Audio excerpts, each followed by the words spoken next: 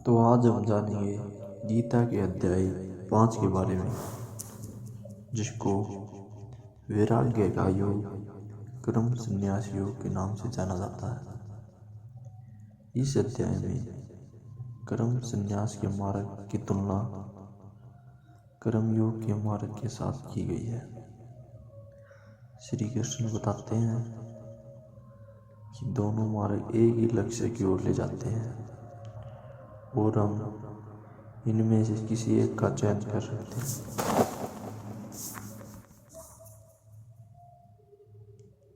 लेकिन कर्म का त्याग तब तक पूर्ण रूप से नहीं किया जा सकता जब तक मन पूर्णतः शुद्ध न हो जाए, और मन की शुद्धि भक्ति के साथ कर्म करने से प्राप्त होती है।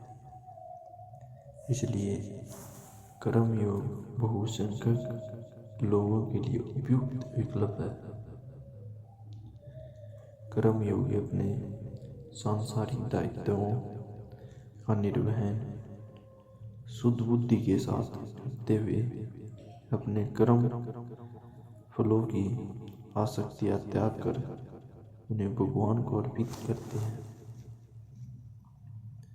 इस प्रकार से वे पाप से उसी प्रकार से अप्रभावित रहते हैं जिस प्रकार से कमल के पुष्प का पत्ता जल में तैरता है, किंतु जल उसे स्पर्श नहीं कर पाता।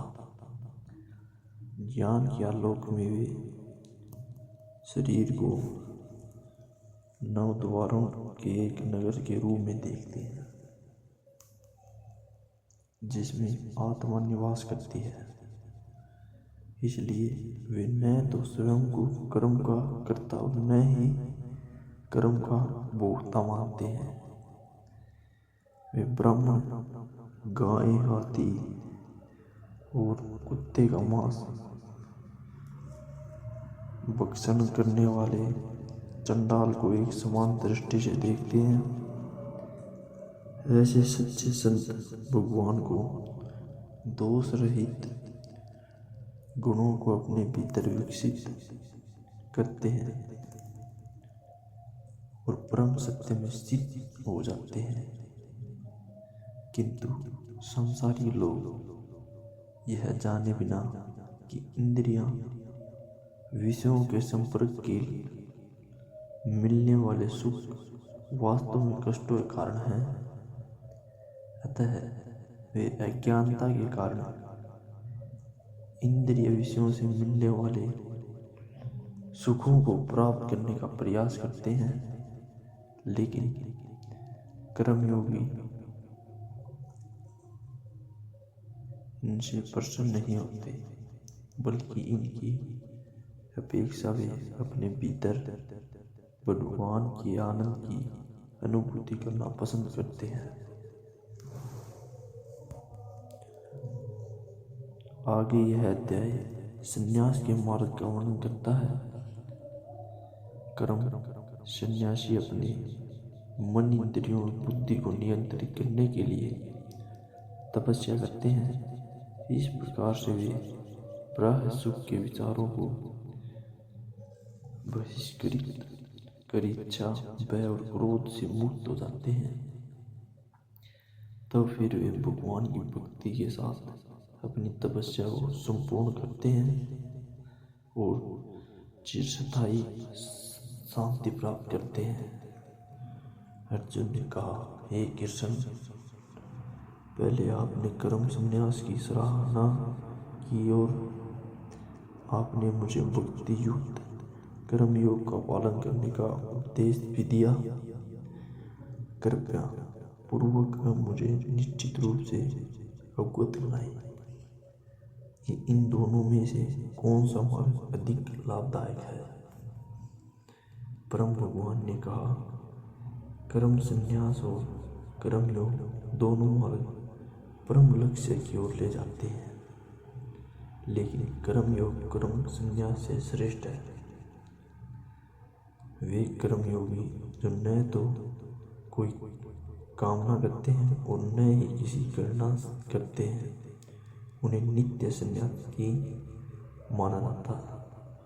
हे महानुभाव अर्जुन, सभी प्रकार के द्वंद्वों से मुक्त होने के कारण वे माया के बंधनों से सरलता से मुक्ति पा लेते हैं। केवल अज्ञानी ही सांख्य या कर्म संन्यास को कर्मयोग से भिन्न करते हैं। जो वास्तव में ज्ञानी है वे यह कहते हैं कि इन दोनों में से किसी भी मार्ग का अनुसरण करने से वे दोनों का फल प्राप्त कर सकते हैं। परमेश्वर श्री कृष्ण कहते हैं कि कर्म संन्यास के माध्यम से जो प्राप्त होता है उसे भक्ति युक्त कर्म योग से भी प्राप्त किया जा सकता है। इस प्रकार जो कर्म संन्यास और कर्म योग को एक समान देखते हैं वही वास्तव में सभी वस्तुओं को यथावत रूप से देखते हैं। भक्ति युक्त होकर कर्म किए बिना पूर्णतः कर्मों का परित्याग करना कठिन है। हे महाबलशाली अर्जुन, किंतु जो संत कर्मयोग से संलग्न होते हैं वे शीघ्र परम परमेश्वर को पा लेते हैं। जो कर्मयोगी विशुद्ध बुद्धि युक्त है, अपने मन तथा इंद्रियों को वश में रखते हैं और सभी जीवों की आत्मा में आत्म रूप परमात्मा को देखते हैं, वे सभी प्रकार के कर्म करते हुए कभी कर्म बंधन में नहीं पड़ते। कर्मयोग में दृढ़ निश्चय रखने वाले सदैव देखते, सुनते, स्पर्श करते, सूंघते, चलते फिरते, सोते हुए, श्वास लेते हुए, बोलते हुए, त्यागते हुए, ग्रहण करते हुए और आंखें खोलते या बंद करते हुए सदैव यह सोचते हैं मैं करता नहीं हूँ। और दिव्य ज्ञान या लोक में वे यह देखते हैं कि भौतिक इंद्रियां ही केवल अपने विषयों में क्रियाशील रहती हैं। वे जो अपने कर्म फल भगवान को समर्पित कर सभी प्रकार की से आसक्ति रहित होकर कर्म करते हैं, वे पाप कर्म से उसी प्रकार से अछूत रखते हैं जिस प्रकार से कमल के पत्ते को जल स्पर्श नहीं करता।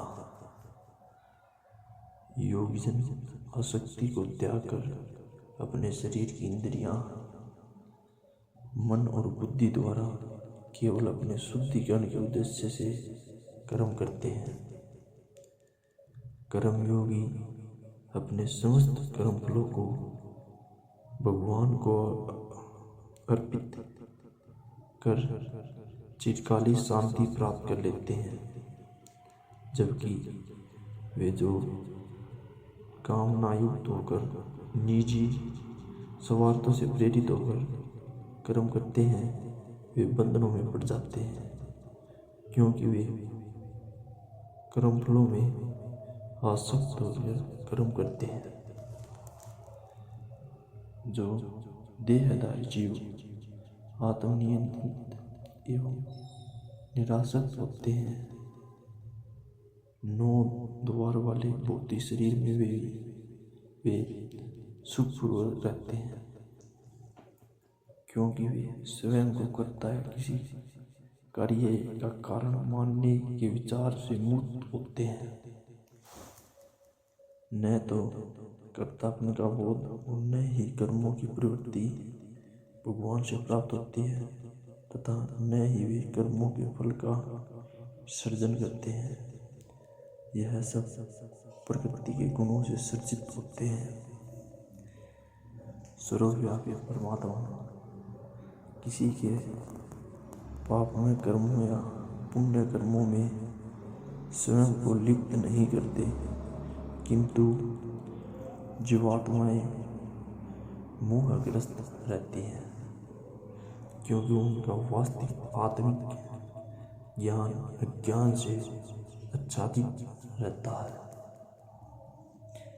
किंतु जिनकी आत्मा का ज्ञान दिव्य ज्ञान से निष्ठ हो जाता है, उस ज्ञान से परतत्व का प्रकाश उसी प्रकार से प्रकाशित हो जाता है जैसे दिन में सूर्य के प्रकाश से सभी वस्तुएं प्रकाशित हो जाती हैं। वे जिनकी बुद्धि भगवान में स्थित हो जाती है और जो भगवान में सच्ची श्रद्धा रखकर उन्हें परम लक्ष्य मानकर उनमें पूर्णतः तल्लीन हो जाते हैं, वे मनुष्य शीघ्र ऐसी अवस्था में पहुंच जाते हैं जहां से फिर कभी वापस नहीं आते और उनके सभी पाप ज्ञान के प्रकाश से मिट जाते हैं। सच्चे ज्ञानी महापुरुष एक ब्राह्मण, गाय, हाथी, कुत्ता और चंडाल को अपनी दिव्य ज्ञान की चक्षुओं द्वारा समदृष्टि से देखते हैं। वे जिनका मन समदृष्टि से स्थित हो जाता है, वे इसी जीवन में जन्म और मरण के चक्कर से मुक्त पा लेते हैं। वे भगवान के समान दोष रहित गुणों से संपन्न हो जाते हैं और परम सत्य में स्थित हो जाते हैं। परमात्मा में स्थित होकर दिव्य ज्ञान में दृढ़ विश्वास धारण करो, मोह रहित होकर वे सुखद पदार्थ पाकर न तो हर्षित होते हैं और न ही अप्रिय स्थिति में दुखी होते हैं। जो ब्रह्म इंद्रियों सुखों में आसक्त नहीं होते, वे आत्मिक परमानंद की अनुभूति करते हैं। भगवान के साथ एक निष्ठ होने के कारण वे असीम सुख भोगते हैं। इंद्रिय विषयों के संपर्क से उत्पन्न होने वाले सुख यद्यपि सांसारिक मनोदृष्टि वाले लोगों को आनंद प्रदान करने वाले प्रतीत होते हैं, किंतु वे वास्तव में दुखों के कारण हैं। हे कुंती पुत्र, ऐसे सुखों का आदि और अंत है, इसलिए ज्ञानी पुरुष इनमें आनंद नहीं लेते। वे मनुष्य ही योगी हैं जो शरीर को त्यागने से पूर्व कामना और क्रोध के वेग को रोकने में समर्थ होते हैं। केवल वही संसार में सुखी रहते हैं।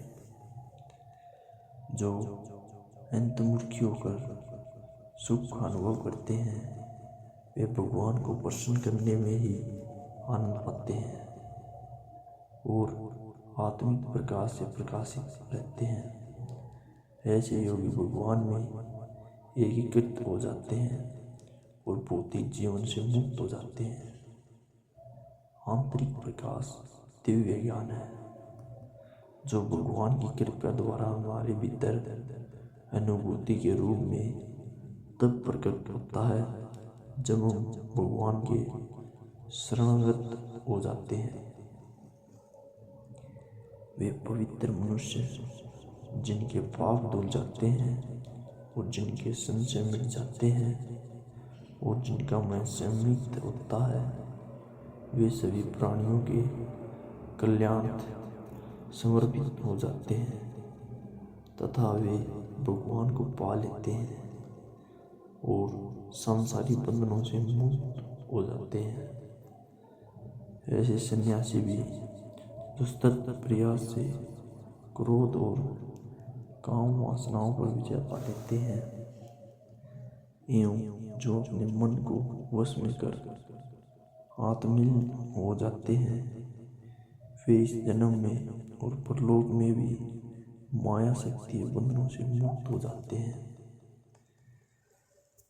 समस्त बाह्य इंद्रियों सुख के विषयों का विचार न कर अपनी दृष्टि को बाहों के बीच एक तान में स्थित कर नासिका में विचरने वाली भीतरी और बाहरी श्वासों के प्रभाव को सम करते हुए इंद्रिय, मन और बुद्धि को संयमित करके जो ज्ञानी कामनाओं और भय से मुक्त हो जाता है वह सदा के लिए मुक्त हो जाता है।